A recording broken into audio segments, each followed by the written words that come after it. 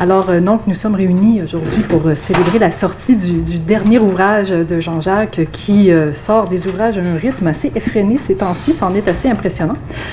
Donc, nous avons ici un ouvrage qui témoigne d'une passion de très très longue date pour Wagner. Et en fait, j'avais envie de commencer par le commencement, donc la genèse de ce projet-là qui remonte à quand même un certain nombre d'années. D'où te vient cet intérêt, cette passion pour Wagner? Ah ben ça, je suis une victime de mon milieu familial, parce que mon père était professeur de littérature française, mais c'était aussi un musicien, un critique musical, et il avait une passion féroce pour Wagner. Et alors évidemment, en bon pédagogue et en bon père de famille, il a voulu me transmettre son virus. Et pour donner un exemple de ce qui se passait, vous savez qu'au mois de juillet, à la radio française, le festival de Bayreuth est retransmis en direct à 4h de l'après-midi, heure européenne. Et alors il m'installait devant la radio avec la partition, la réduction pour piano et pour chant et piano, avec comme consigne de suivre la retransmission. Donc j'ai écouté tous les opéras de Wagner dans ce contexte, si bien que lorsque j'ai eu 16 ans, il y avait un concours qui était organisé dans les lycées français. Il fallait aller faire une étude dans un pays particulier et d'écrire un rapport sur ce voyage. Je me suis fait embaucher comme machiniste au festival de Bayreuth. J'ai écrit à Wolfgang Wagner, qui était un des deux frères Wagner qui dirigeait le festival à l'époque, c'était en 62. Et je me suis fait engager comme machiniste et pendant tout un été, je montais les décors pendant les entr'actes, avant, etc., etc. Puis dès que j'avais une minute de libre, je sortais de la salle où on enfermait les machinistes pour aller voir depuis les coulisses ce qui se passait sur la scène. Puis j'ai eu l'occasion C'était une année d'ailleurs extraordinaire, il y avait des chanteurs et des chefs d'orchestre fabuleux cette année-là.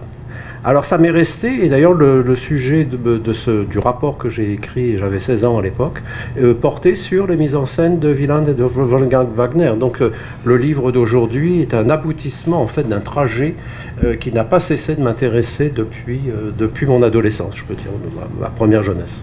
Mais en fait, non seulement c'est un sujet qui n'a pas cessé de t'intéresser, mais c'est un sujet qui n'a pas cessé non plus de faire l'objet de différents écrits de ta part. Donc, j'ai cessé de compter le nombre d'articles parce que là, il y a trop de zéros à la fin du chiffre. Mais simplement en comptant les ouvrages, donc on parle de 5 ouvrages majeurs que tu as consacrés à Wagner. Oui. Comment est-ce que tu situerais l'ouvrage qu'on lance aujourd'hui dans cette bibliographie quand même très impressionnante?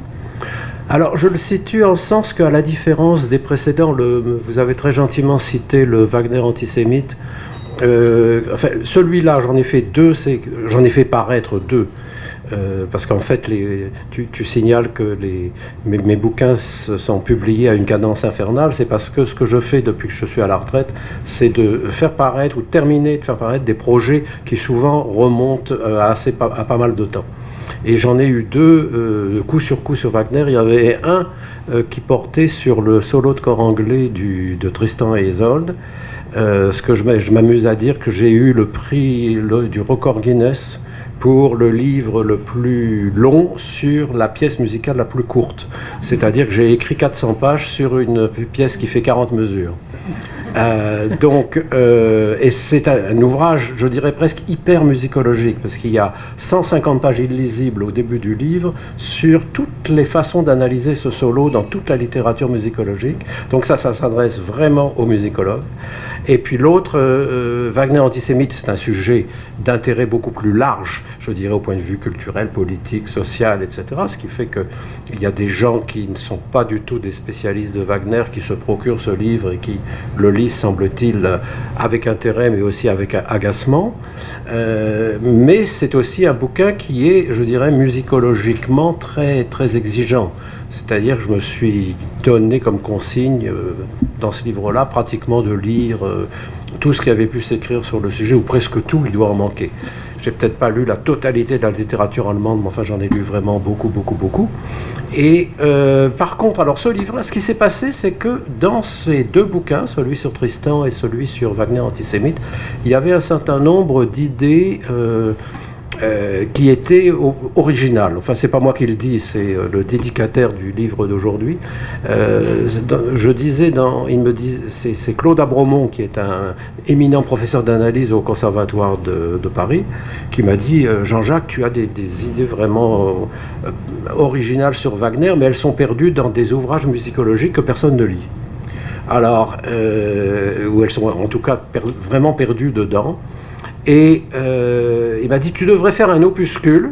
C'est lui vraiment le responsable. Alors l'opuscule a quand même donné c'est quand même un livre beaucoup plus mince que ceux que je fais d'habitude, de 150 pages. Mon éditeur doit en être content, parce que les éditeurs n'aiment pas avoir des grosses briques qui sont difficiles à vendre, il faut bien le dire. Mais donc moi il ne faut pas me dire une chose comme ça. Il ne faut pas me dire tu devrais faire ci, tu verras, c'est pas difficile. Bon. Et alors il se fait que j'avais écrit une série d'articles, j'avais eu des commandes de maisons d'opéra italiennes, Bologne, Turin, Catane, la Scala de Milan, et puis l'English National Opera à Londres. On m'avait demandé des articles de présentation des opéras de Wagner. Alors à la suite de la remarque de mon collègue, je suis allé les relire, puis je me dis, si on les met ensemble dans l'ordre chronologique de composition de ces opéras, et puis qu'on met le liant, etc., d'un chapitre à un autre, oui, ça pourrait répondre à cette demande. Donc c'est pour ça qu'au départ, je suis parti de textes qui avaient été destinés à un grand public, c'est-à-dire les gens qui vont dans une maison d'opéra, qui ne vont pas se faire raconter de la musicologie trop pointue avant que le rideau se lève, et donc ils sont écrits dans cet esprit-là.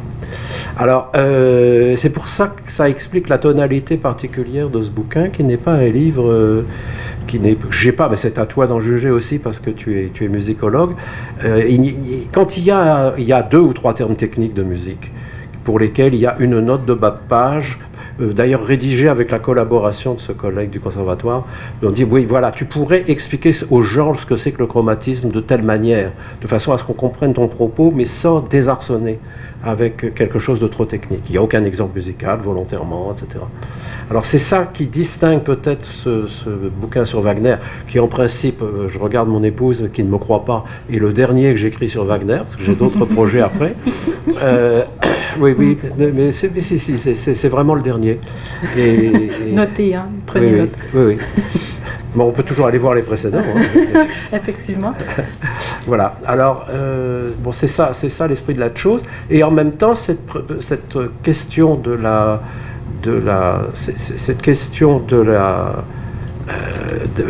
l'idée qu'il y a des récits cachés dans les opéras de Wagner, elle me préoccupe depuis longtemps. Oui, parce qu'en fait, c'est un peu vers là que j'avais envie d'aller, parce que cet ouvrage-là que tu qualifies toi-même de ton dernier sur Wagner, en fait, ça aurait beaucoup de sens que ce soit effectivement le dernier, parce que d'une certaine façon, tu ramènes les fils d'une exploration qui était déjà présente en germe dans d'autres ouvrages avant, et que tu synthétises, c'est l'émotion, dans cet ouvrage-là de façon très, très... très condensé. Oui, alors là je pense que tu fais allusion à cet ouvrage antérieur qui s'appelait Wagner androgyne. C'est-à-dire, au fond, tu sais, c'est ça qui est formidable dans le processus scientifique. Je regarde mes collègues qui sont aussi professeurs d'université, c'est que la découverte scientifique, souvent elle se fait par hasard. Et elle se fait par hasard en mettant en rapport des choses que l'on n'avait pas pensé à mettre en rapport. Il paraît que les chimistes, c'est la même chose. Ils mettent des trucs dans une éprouvette, ils se coupent, ils toquent, il y a un prix Nobel qui est au fond de l'éprouvette. Alors, moi, ce qui m'est arrivé, c'est que je lisais les écrits théoriques de Wagner, dans lesquels il explique sa conception de ce qu'il appelle l'œuvre d'art totale, c'est-à-dire l'œuvre dans laquelle la poésie, la danse et la musique sont fusionnées. Et alors, il y a une chose alors ça je connaissais assez bien, c'est un des grands thèmes des écrits théoriques de Wagner, et j'avais été frappé, évidemment, de ce qu'il sexualise disons surtout la poésie et la musique, en disant, le principe poétique, c'est le principe masculin qui féconde la femme, qui féconde la musique, qui est le principe féminin. Bon, Alors jusqu'à présent, c'est seulement une analyse comme ça du contenu métaphorique, on peut dire, des écrits théoriques de Wagner. Puis alors il y a une chose, après avoir étudié un petit peu ça, je reprends un des textes dans lesquels il théorise l'œuvre d'art de l'avenir, qui s'appelle, l'œuvre d'art de l'avenir. Puis une chose qui me stupéfie, à la fin de l'œuvre d'art de l'avenir, il quitte le discours théorique et il passe, c'est d'ailleurs imprimé dans l'édition allemande en italique, il passe au résumé d'un mythe. Il avait pensé en faire un opéra qu'il n'a jamais écrit, qui s'appelle Wieland le forgeron, mais sans aucune transition, sans explication.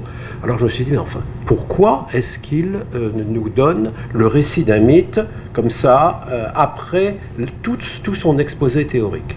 Alors je gratte un peu, et puis je m'aperçois que Wieland, le forgeron, c'est l'incarnation du poète créateur. Et que Svanhilde, la Valkyrie qui est dans ce récit, c'est l'incarnation de la musique. Je dis, ah, ça c'est intéressant. Il est en train de me montrer que le contenu d'une œuvre de fiction, qui est un opéra, le récit d'un opéra, cache quelque chose, nous renvoie à un contenu de l'exposé théorique. Puis on gratte encore un peu, puis là ça devient évident que Wieland c'est la préfiguration de Siegfried, le grand héros de la tétralogie, et que Svanhilde c'est la préfiguration de Brunhilde. Et alors à ce moment-là, si au fond on a une relation transitive entre l'exposé théorique, les personnages de Wieland le forgeron, et puis la tétralogie. Alors là il suffisait de prendre le fil, et puis de regarder, et on s'aperçoit en analysant un peu en détail, c'est d'ailleurs un gros chapitre que je reprends dans ce petit livre, une idée que je reprends dans ce petit livre, de montrer qu'au fond, la tétralogie de Wagner est une sorte de récit métaphorique de l'histoire de la musique. Et pas seulement par rapport à la poésie et à la musique. On voit que le personnage d'Alberich, qui est le grand méchant qui est allé voler l'or du Rhin, eh bien c'est une incarnation du grand ennemi de Wagner qui est Meyerbeer, et que le personnage de Gudrun dans le Crépuscule des 10 dieux, elle s'inspire, elle est une image de l'opéra léger français du contemporain de Wagner qu'il détestait. Donc on a vraiment, si on établit un fil entre tout ça, on s'aperçoit que, et c'est pour ça que le livre s'appelle Les récits cachés de Richard Wagner, que derrière ce que raconte explicitement les opéras, au moins c'est dans la tétralogie, eh bien il y a un renvoi, et ça c'est le sous-titre du livre, à l'art poétique propre à Wagner, c'est-à-dire une manière de parler de l'opéra dans un opéra. Et comme tu sais, c'est une chose qu'on connaît aussi en littérature ou au cinéma. Je veux dire, moi, j'ai toujours été frappé de ce que la recherche du temps perdu de Marcel Proust nous raconte une histoire, nous raconte l'histoire d'un romancier qui n'arrive pas à écrire un roman, et ce roman qu'il n'arrive pas à écrire, c'est celui que nous lisons. Ou bien si on prend le Fellini, le 8,5, c'est l'histoire d'un metteur en scène qui n'arrive pas à faire un film, et ce film qu'il n'arrive pas à faire, c'est celui que Fellini est en train de nous montrer. Donc c'est l'idée d'un discours qui prend l'œuvre elle-même comme objet de son discours. Alors, j'en parle pour la tétralogie, alors du coup, et c'est ça qui apporte davantage d'informations dans ce livre-là par rapport au précédent où j'avais énormément travaillé sur la tétralogie, c'est que j'ai repris ce fil-là à partir du premier opéra de répertoire de Wagner, du Vaisseau fantôme, en allant jusqu'à Parsifal. Donc de reparcourir l'ensemble de l'œuvre de Wagner du point de vue de cette représentation métaphorique de sa théorie de l'art poétique. Parce qu'en fait, oui, si on regarde ce panorama que tu traces de tous les grands opéras de Wagner, de sa jeunesse à sa grande maturité avec Parsifal, on voit qu'effectivement, il y a cette thématique-là. Il y a Wagner qui, en écrivant ses opéras, réfléchit à comment écrire un opéra, mais il y a même explicitement, tu le montres que dans certains opéras, il y a carrément des personnages de poètes qu'on met en scène en train de réfléchir explicitement à leur art poétique. Donc, ça va même encore plus loin. Oui. Et donc, c'est vraiment... Et en même temps, tu montres que dans certains cas, même dans de très nombreux cas, tout ça se passe à travers le rêve. Oui. Alors, il y a deux choses. Tu me branches sur ces deux idées qui sont développées dans le bouquin. Il y a d'une part la différence qu'il faut faire entre ce renvoi aux œuvres elles-mêmes qui est implicite, c'est ce que je viens de décrire avec la tétralogie, mais il y a aussi le fait qu'à 2 reprises, à l'intérieur de ces 10 opéras, Wagner prend comme sujet même de l'opéra, alors le sujet explicite, il prend le thème de la création. Alors c'est Tannhäuser, il ne faut pas oublier son sous-titre, c'est le tournoi des chanteurs à la Wartburg. L'objectif de Tannhäuser, c'est comment faut-il écrire une chanson d'amour.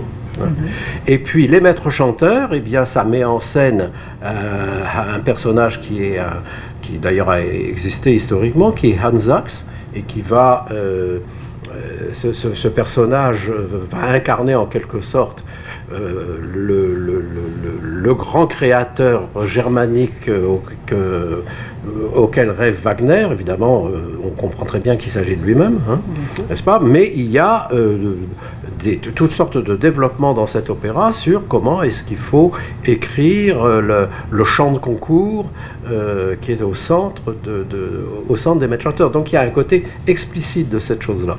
Et puis l'autre fil vers lequel tu m'orientes, en parlant du rêve, qui est le deuxième mot d'ailleurs du sous-titre du livre, il y a donc l'art poétique, comment est-ce qu'il est représenté. Et il est représenté de deux manières, par le biais de la sexualité à travers le thème de l'androgynie. Mais cela dit, je n'ai pas expliqué pourquoi l'androgynie. On pourra y revenir après. Une chose à la fois. Ça ne serait pas aller comme ça. Le rêve, parce que si on prend par exemple le vaisseau... Alors du coup, étant donné qu'il y a une idée qui, je dirais pas qui est banale, mais qui est très commune dans la pensée romantique allemande, dans les maîtres chanteurs, Hans Sachs dit au jeune qui veut concourir en composant un chant, il lui dit: tu n'as qu'à écouter tes rêves, et puis c'est les rêves qui vont te dicter comment ton œuvre poétique doit être écrite.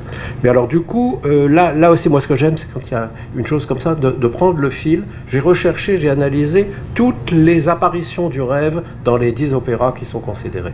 Et alors c'est là qu'on voit, en grattant ce qui se passe, que dans le Vaisseau fantôme, qui est son premier grand opéra qui est resté au répertoire, dans le Vaisseau fantôme, il y a c'est un opéra qui a une forme opératique encore traditionnelle, avec des airs isolés, avec des duos, avec des trios, alors que par la suite Wagner va faire une espèce de discours musical continu. Mais là, il est encore dans sa jeunesse, et il écrit, il s'inspire des formes d'opéra qui sont courantes à son époque. Et quand on regarde les airs en question, on s'aperçoit que les airs qui sont isolés comme tels, ils sont présents comme des airs isolés au sein de la trame narrative du Vaisseau fantôme, qui sont inspirés aux personnages qui les chantent par les rêves. Donc cette thématique du rêve comme étant à l'origine de la création, on la retrouve, elle est présente dès le Vaisseau fantôme. Et elle est présente ensuite pratiquement partout, parce qu'on dort beaucoup chez Wagner. Ah oui, on dort. Oui. Sur scène, je veux dire. Hein. Oui. Quelquefois, il y a des gens dans le public qui dorment aussi, parce qu'ils trouvent ça trop long et trop ennuyeux. Mais, je ne sais pas de quoi tu parles. Stravinsky a eu ce mot extraordinaire lorsqu'il a dit: Parsifal, premier acte, je m'ennuie. Entr'acte, saucisse, choucroute. Deuxième acte, je somnole. Entr'acte, saucisse, choucroute. Troisième acte, je dors. C'est ce qu'on appelle un compte-rendu subjectif d'une œuvre musicale. Bon, cela dit, je ne sais pas, l'histoire ne dit pas si Stravinsky a composé, ce faisant, de grandes œuvres, mais les personnages de la tétralogie, fait pas que de la tétralogie, mais des opéras de Wagner, eux, oui, absolument. Un autre fil, tu as lancé tout à l'heure la question de l'androgynie, qui est absolument fondamentale et qui me semble liée à une autre question très importante chez Wagner, qui est celle plus généralement des rapports hommes-femmes. Parce que la question de l'androgynie, c'est un rapport homme-femme, certes, mais métaphorique, mais même sur le plan réel, c'est un thème qui est très, très important chez Wagner, et tu montres très clairement dans cet ouvrage-là à quel point ça ne marche pas. Je veux dire, l'amour chez Wagner, c'est condamné d'avance pratiquement, sauf à un opéra où ça marche. C'est-à-dire dans Les Maîtres Chanteurs. Absolument. Ah oui, qui est un petit peu en dehors et à part des autres, puisque c'est une comédie. Hein, c'est une comédie complètement différente des 9 autres opéras. Alors ce qui se passe, c'est si on retourne à cette idée qu'un opéra, selon Wagner, c'est le fait que le poète féconde, le poète, principe masculin, féconde la musique, principe féminin. Il ne faut pas oublier que Wagner est à la fois celui qui écrit le livret de ses opéras et qui compose la musique de ses opéras. Donc il se perçoit comme une image androgyne traduisant la fusion du principe masculin et du principe féminin en une même personne. Alors ce thème de l'androgynie, on le trouve par exemple le fameux superbe, sublime duo d'amour de Tristan et Isolde dans le deuxième acte. Le dialogue entre Tristan et Isolde sont pénétrés de la thématique androgyne où Isolde dit je suis toi et Tristan lui répond et tu es moi, enfin, etc. Tout le texte tourne autour de la fusion entre les deux sexes dans ces voilà. Alors tu me dis oui, la relation homme-femme chez Wagner, ça ne marche pas. Effectivement, ça ne marche pas parce que il y a ce rêve d'un amour, d'une relation amoureuse qui atteint à sa plénitude complète dans la fusion. Et or, cette fusion entre le masculin et le féminin chez une même personne n'est pas possible. Donc c'est une image, il y a que dans les dialogues de Platon mais au niveau au niveau à la fois physique, physiologique, et ça n'est pas possible. Donc Wagner a il y a ce rêve, cette espérance que la relation serait réussie dans cette fusion totale, mais on ne l'atteint jamais. Il y a chez lui cette idée qu'au fond, les relations positives chez Wagner sont des relations endogames, ce sont des relations étroites. Il y a un couple quand même qui... Et d'ailleurs, ça donne lieu peut-être un des autres grands duos d'amour de chez Wagner, c'est le duo d'amour entre Sigmund et Sigmund et Sieglinde, c'est-à-dire entre un frère et une sœur. C'est une relation incestueuse. Et ça, ce sera une relation réussie parce qu'elle va donner naissance à Siegfried. Hein. Donc c'est une relation absolument hyper étroite qui est positive. Évidemment, ce sera quand même une catastrophe parce que Sigmund va être tué et puis Siegfried va être tué. Bon, Sieglinde aussi, tout le monde meurt en gros. Ah oui, tout le monde meurt. Voilà, on est aux prises à la fin de la tétralogie, on est confronté à l'humanité, est confrontée à son destin, mais les héros qui étaient là pour nous montrer combien ça pouvait bien marcher, ben non, ça marche pas. Ça marche pas du tout. Ça marche pas. Mais ce qui est très amusant aussi, c'est l'importance de l'inceste à travers tout ça, parce que Sigmund et Sieglinde, le couple incestueux le plus étroit qui soit, produisent Siegfried qui s'en va se mettre en couple avec sa tante, ce qui est quand même quelque chose quand on y pense. Ah oui. On reste dans la famille. Absolument. Et toute tentative de sortir de là, chez Wagner, finit en catastrophe. Justement, alors c'est là qu'on refait le lien avec le récit de Wagner au point de vue de l'histoire de la musique, c'est que lorsque Siegfried va tromper Brunhilde, il va la tromper pour Gudrun. Et comme par hasard, Gudrun est là, comme je l'ai dit tout à l'heure rapidement, mais elle est l'incarnation, y compris musicale, elle est l'incarnation de l'opéra léger et frivole qui se pratiquait à Paris à l'époque où Wagner composait. Et c'est ça qui va déclencher la catastrophe et qui fait que Siegfried va être tué, n'est-ce pas? Alors on le sait, c'est là où on voit. Moi, ce qui me fascine chez Wagner, c'est que tout est intégré. Il y a des récits qui sont quand même d'une très grande complexité, puis on regarde la musique, et alors le personnage de Gudrun, ça j'ai eu de la chance aussi de trouver ça, il y a un grand cortège nuptial entre Siegfried et Gudrun. Et quand ils entrent sur la scène, tiens, ça je le signale, bien sûr dans ce livre-là, dans Wagner Androgyne, je l'ai analysé musicalement, la musique qui accompagne ce cortège, c'est une citation littérale d'un cortège nuptial dans l'Italienne à Alger de Aubert, c'est-à-dire l'incarnation de cet opéra français frivole que vomissait Wagner, n'est-ce pas? Mais c'est dans la musique. Voilà. Et la citation est rigoureuse, c'est les mêmes notes, le même rythme et la même tonalité.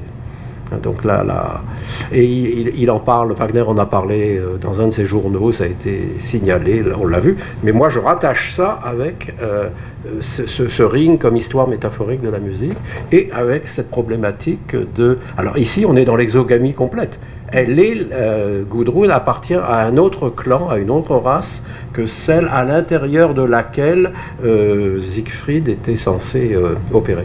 Et en plus, la référence musicale l'identifie comme appartenant à la catégorie de musiciens auxquels Wagner accorde pas mal tous les torts qui puissent exister Absolument. Sur la planète, y compris notamment Meyerbeer. Ça, t'en parles très peu dans cet ouvrage-là, mais oui. Ça fait partie d'un autre des fils rouges que dans l'ouvrage, qui est la question de l'antisémitisme. Absolument. C'est-à-dire que...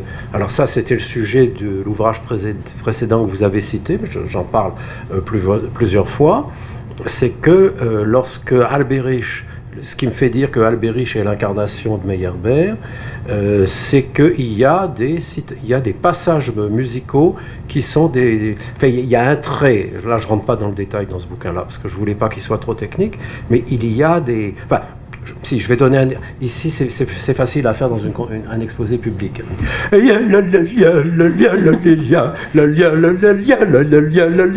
Bon, ça c'est dans un passage du personnage de Mime, c'est pas ce qu'on appelle en musique les appoggiatures, n'est-ce pas? C'est dans ses écrits théoriques, c'est ce qu'il appelle le glapissement des synagogues. Alors c'est un des traits par lesquels aussi bien Meyerbeer que Mime sont des figures, des allégories en quelque sorte des Juifs, n'est-ce pas? Alors là, c'est là qu'il y a l'autre fil, qui est le fil de l'antisémitisme, qui est très présent dans la tétralogie à travers les deux nains que sont Alberich et Mime. Il ne faut pas oublier Alberich. On oublie toujours, ça m'a frappé qu'on ne l'ait pas beaucoup commenté, le titre de cette tétralogie, c'est l'anneau du Nibelung, c'est-à-dire l'anneau qui a été volé, qui a été fabriqué par Alberich avec l'or qui a été volé. Donc c'est cette idée, qui est ce cliché antisémite typique, qui consiste à dire que les Juifs dominent tout en se saisissant de toutes les richesses et en régissant le commerce mondial. Hein. Malheureusement, c'est encore une idée qui traîne chez bien des gens. C'est un des clichés les plus tenaces à propos de la communauté juive. Alors, donc, c'est ça qui caractérise Alberich comme juif. Et puis, il y a, dans les maîtres chanteurs, le conflit essentiel, c'est entre Hans Sachs, qui est l'incarnation de ce que devra être la grande poésie germanique, la grande création germanique, et Beckmesser, c'est celui qui est en opposition à Hans Sachs dans un concours pour se gagner les faveurs d'une dame. Et alors là, il y a eu une découverte, c'est pas moi qui l'ai faite, mais je la cite abondamment à chaque fois que je peux. Il y a dans le deuxième acte des Maîtres chanteurs un air très important dans toute l'histoire des Maîtres chanteurs, qui est une sérénade que Beckmesser doit composer pour tenter de séduire la dame. Et il y a un musicologue britannique qui a découvert, qui a montré, alors là, avec l'analyse en détail, que là aussi j'ai reproduite dans Wagner antisémite, il a fait la démonstration que la sérénade de Beckmesser dans ce deuxième acte, c'est une caricature musicale de prière juive. Je veux dire, alors, ça a été fondé avec une recherche formidable que ce musicologue a faite, c'est-à-dire qu'il a trouvé des enregistrements du début du XXe siècle, à l'époque où le répertoire de Sinan Ogal était encore bien vivant. Il est allé étudier des disques, des enregistrements de Cantor. Il en a transcrit quelques-uns et il a montré, alors c'est imparable comme démonstration, que musicalement, Wagner, mais c'est même bien identifié, c'est une prière qui s'appelle Réseil, qu'il a caricaturée. Et alors, comme si ça ne suffisait pas comme démonstration, vous savez que l'épouse de Wagner, elle nous a laissé un document absolument exceptionnel. Hein. C'est Cosima, qui était aussi la fille de Liszt. Cosima raconte, à partir du moment où elle s'est installée avec Wagner pour vivre avec lui jusqu'à sa mort, elle a tenu un journal qui est publié en français chez Gallimard en 4 volumes de 400 pages chacun. Enfin, c'était absolument énorme. Alors, évidemment, tous les wagnérologues, les wagnérolattres sont passés à travers ce journal, parce que c'est épouvantable à lire. Hein. C'est épouvantable, parce que c'est une remarque de 3 lignes. Je viens de servir du chocolat à mes enfants. Dans la pièce à côté, Richard compose. Il vient d'écrire un thème que je n'avais encore jamais entendu. Quelle merveille, etc. C'est un patchwork de toutes sortes de notations. Mais alors, au milieu de ce débordement d'informations compliquées et mélangées, à un moment donné, lorsque les maîtres chanteurs sont créés à Berlin et à Vienne, elle rapporte que les membres de la communauté juive qui assistaient à la première des maîtres chanteurs dans ces 2 villes ont fait une manif dans la salle, parce qu'ils ont reconnu la prière juive. Ils se sont absolument fâchés. Donc on en a la preuve par Cosima Wagner elle-même. Donc tout ça, c'est un faisceau. Alors c'est le faisceau. C'est ça que fait le musicologue. Au fond, c'est d'essayer de mettre tout ça ensemble, et puis dans la mesure du possible de le raconter. En tout cas, c'est le propos de ce livre-là, de le raconter de manière à peu près compréhensible, quoi, sans entrer. Enfin, c'est toi qui sais si c'est lisible, mais c'est pas pour absolument faire vendre le bouquin, mais c'est vrai que mon objectif était d'écrire quelque chose qui, ces idées, peut-être, dont certaines sont peut-être nouvelles, soient accessibles à un amateur d'opéra ou à un amateur de musique, au-delà du côté trop pointu des références musicologiques que j'ai pu utiliser dans mes 2 livres précédents. Absolument. Et en fait, ça permet de montrer de façon très, très synthétique à quel point les œuvres de Wagner sont compliquées, c'est complexe tout ça. Parce qu'à travers ces opéras, donc Wagner règle ses comptes avec ses contemporains, exprime ses travers charmants et sympathiques comme son antisémitisme, réfléchit sur sa propre œuvre. Il change d'avis aussi, un certain nombre de fois. Ça, c'est une autre chose qui ressort énormément du bouquin, à quel point Wagner, en fait, c'est une figure profondément double, qui constamment est en contradiction avec lui-même et est toujours très très sûr de son coup, mais pas toujours du même côté. Oui, c'est ça, c'est qu'au fond, il est, je crois que j'utilise l'expression dans le bouquin, il est l'homme des vérités successives. C'est-à-dire qu'à l'époque où il écrit la tétralogie, cette relation entre le poète et la musique, entre l'homme et la femme, c'est une relation où la poésie doit dominer la musique. C'est-à-dire que la musique doit être écrite en fonction du livret. Et en fonction du travail poétique. Mais alors, 20 ou 25 ans plus tard, lorsqu'il compose Tristan, et il s'est produit un tremblement de terre dans la pensée de Wagner, c'est qu'il a découvert, à partir de 1854 pour être précis, la philosophie de Schopenhauer. Et ce qu'il a découvert chez Schopenhauer, c'est une conception des arts dans laquelle c'est la musique qui domine tous les autres, et qui prend la première place. Et alors, c'est Tristan qui est l'incarnation de ce revirement, de conception du rapport entre la poésie et la musique. Ce n'est plus la poésie qui domine comme dans la tétralogie, c'est la musique qui domine. Et ce que j'ai essayé de montrer, c'est que Isolde apparaît comme l'incarnation de ce que Goethe appelait l'esprit de la musique. Elle devient l'incarnation de l'esprit de la musique. Quand on lit, il y a des gens, des amis qui me regardent et qui connaissent évidemment La mort d'Isolde, le fameux air qui termine Tristan, Tristan et Isolde. Et dans ce fameux air, si on regarde le texte attentivement, on voit que Isolde apparaît comme étant l'incarnation de l'esprit de la musique qui va inspirer Tristan. Alors le rapport est complètement inversé entre les deux. Puis alors quand on arrive à la fin de la vie de Wagner, à nouveau il va dire à Cosima,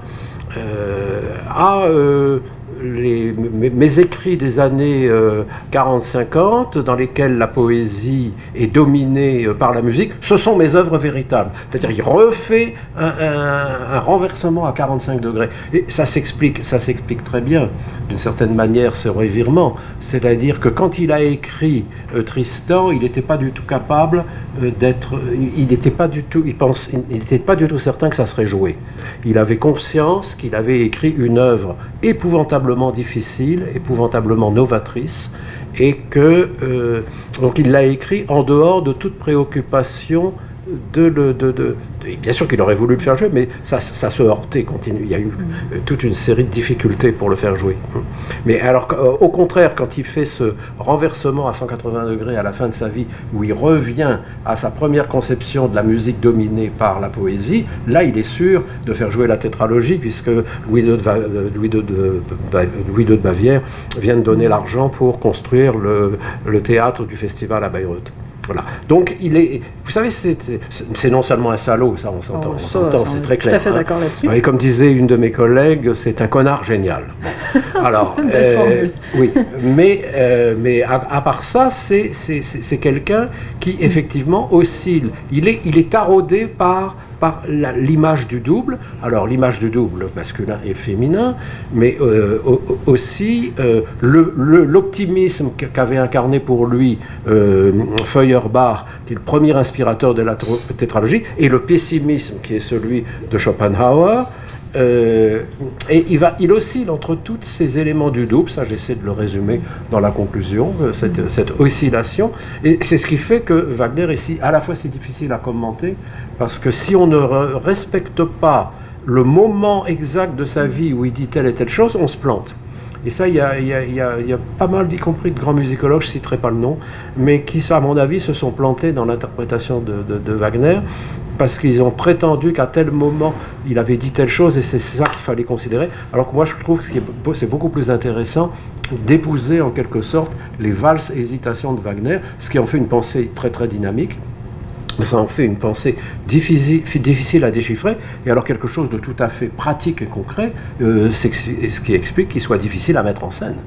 Parce que, ça j'en traiterai dans un autre bouquin, mais, oui, il y en a encore. Mais pas sur Wagner. Mais c'est pas un livre sur Wagner, il sera un petit peu question de Wagner dedans, c'est, effectivement, si on se pose la question de savoir, mais que signifie tel opéra, eh bien... ça dépend. Ça dépend. Il peut y avoir bien des interprétations différentes des opéras de Wagner, et à ce moment-là, ça va commander des mises en scène qui sont faites dans telle direction ou dans telle autre. Ça, on s'en parlera dans 2 ans quand le bouquin que je suis en train de terminer sera publié. Une chose à la fois. Voilà. Commençons avec Wagner. C'est déjà un cas bien assez épineux comme ça, parce qu'en fait, non seulement Wagner lui-même est double constamment, oui, mais cette figure-là du double, on la trouve partout dans son œuvre aussi. Tout le temps. Donc, non seulement des personnages doubles, comme Tannhäuser, oui, qui est déchiré constamment, ou des personnages qui ont un double. C'est ça, l'amour platonique versus l'amour charnel. C'est une des choses qu'il travaille de toute sa vie. C'est quand même le thème de Tannhäuser, qui est son 2e grand opéra, et c'est le thème de Parsifal. Tout à fait, mais sous un angle totalement différent. Sous un angle complètement différent. Oui, parce que il y a de l'androgynie dans Parsifal, mais au fond il y a 3 androgynies chez Wagner. Il y a l'androgynie dominée, dans laquelle la figure masculine domine, ça c'est la tétralogie. Il y a l'androgynie dans laquelle la figure féminine domine, ça c'est Tristan. Et puis il y a l'androgynie dans Parsifal, et là c'est l'androgynie asexuée. Puisque Wagner a dit écrit, c'est Cosima qui nous le rapporte dans son journal, il a dit la musique de Parsifal, c'est une musique qui évoque la fin des races et la fin des sexes, de l'opposition entre les deux. Donc c'est toujours cette espèce de rêve complètement utopique de réussir à annihiler les clivages, les doubles, les oppositions. N'est-ce pas ? Et finalement, c'est pour ça que Tristan est symptomatique de tout ça. La résolution des oppositions ne peut se faire que dans la mort. C'est ça peut-être que Tristan illustre le mieux au niveau de l'amour. Mais c'est vrai aussi dans les autres ouvrages. L'amour ou dans la mort, pardon, ou dans l'espèce de renonciation abstraite, très schopenhauerienne qu'on a chez Parsifal, par exemple. Absolument. Oui. Alors, c'est vraiment une vision du monde très réjouissante que ça nous trace là. Oui, moi, c'est une des raisons, outre que, évidemment, le fait que ce salaud ait écrit de temps à autre, parmi les musiques les plus sublimes qui soient, c'est le fait de pénétrer dans cet univers dans lequel tous les éléments se répondent, au niveau de la façon dont les mythes sont traités, la façon dont les histoires médiévales sont traitées, dont la façon dont les problèmes religieux sont traités, parce que Parsifal est un opéra sur sa conception. Alors, Parsifal, ça je le traite relativement longuement à la fin de ce petit livre. Vous savez, on s'est beaucoup interrogé sur la signification du tout dernier vers de Parsifal, Rédemption au Rédempteur. Hein. Qu'est-ce que ça veut dire ça ? Bien, c'est ça qui est assez décourageant. Puis en plus, il est énoncé ce vers au moment où il a écrit une des musiques les plus stupéfiantes qu'il ait composées. Hein.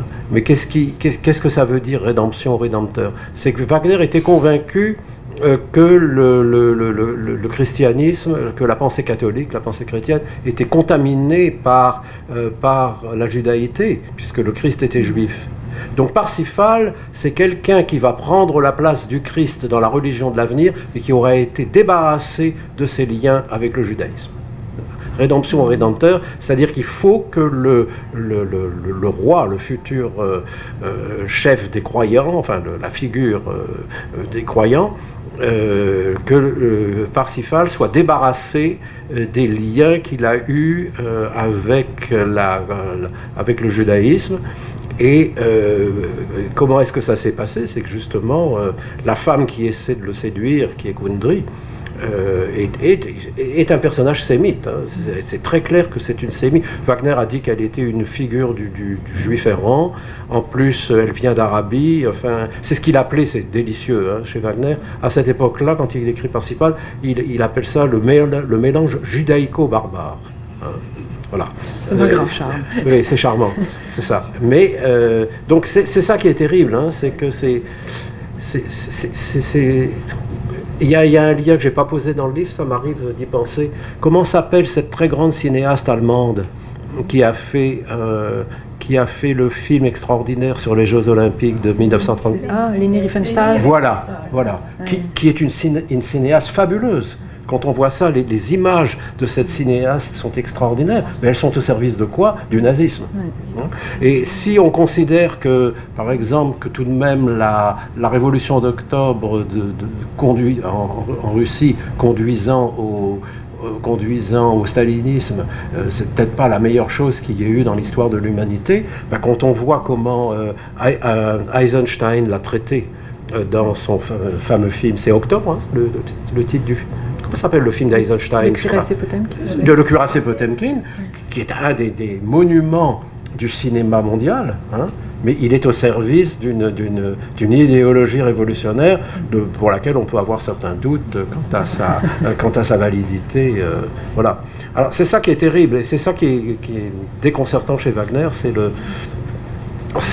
cette espèce de force, cette qualité, ce génie musical mis au service d'une idéologie qui quelquefois est quelque chose de parfaitement condamnable. Ah oui, condamnable et physiquement répugnant même, pour avoir eu le plaisir douteux de retraduire les écrits antisémites de Wagner.